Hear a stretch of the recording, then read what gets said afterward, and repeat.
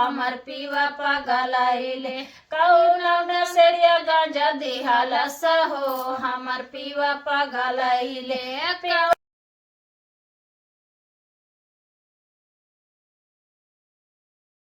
नमस्कार दोस्तों, मैं सन्नोदी गीत पर आपका स्वागत करती हूँ।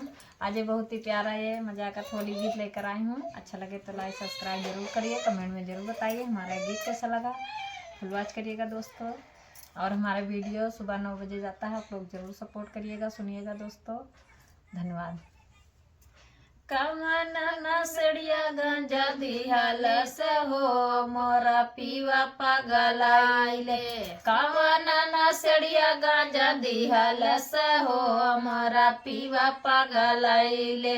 पीवा पगलाइले हो राजा बहुराइले पीवा पगलाइले हो राजा बहुराइले कवन नसड़िया गांजा दिहलस हो मोरा पीवा पगलाइले कवन नसड़िया गांजा दिहलस हो मोरा पीवा पगलाइले। जनवा से ज्यादा मनत रहे हम अखिया के सोझा रखत रहे हम जनवा से ज्यादा मनत रहे हम अखिया के सोझा रखत रहे हम। अरे लगत फगुनवा भेजावे नहीं हरवा हो हमर पीवा पगलाइले कवन नसड़िया गांजा दिहलस हो हमर पीवा पगलाइले कवन नसड़िया गांजा दिहलस हो हमर पीवा पगलाइले। लागत फगुनवा गरगड़ा मचावई लगरा मचावई हो झगड़ा मचावई लगत फगुन रोजे रगड़ा मचावई रगड़ा मचावई झगड़ा मचावई। अरे लगत फगुनवा भेजावे नहीं हरवा हो हरे पीवा पगलाइले लगत फगुनवा भेजावे नहीं हरवा हो हमर पीवा पगलाइले कवन नसड़िया गांजा दिहलस हो हमर पीवा पगलाइले।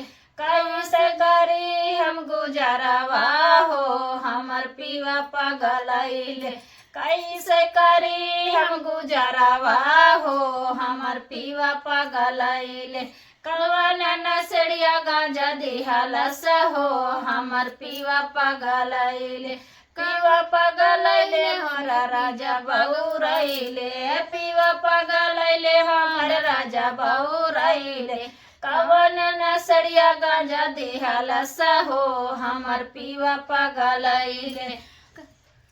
कैसे में खर्च चलाई हमरो जय कैसे का खर्च चलाई हमरो जय कवन नसड़िया गांजा दिहलस हो हमर पीवा पगलाइले कवन नसड़िया गांजा दिहलस हो हमर पीवा पगलाइले।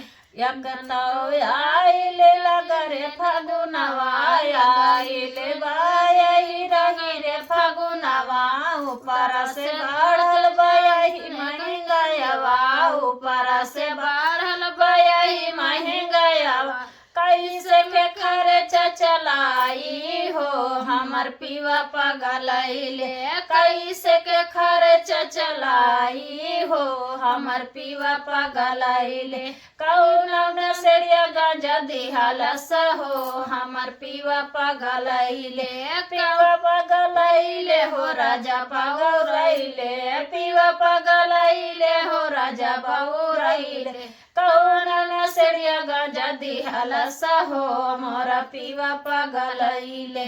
तो दोस्तों, हमारा ये होली गीत आप लोग को कैसा लगा कमेंट जरूर करिएगा, फुल वॉच करिएगा दोस्तों, वीडियो फुल देखिएगा, तभी आप लोग का होली का गीत अच्छा लगेगा।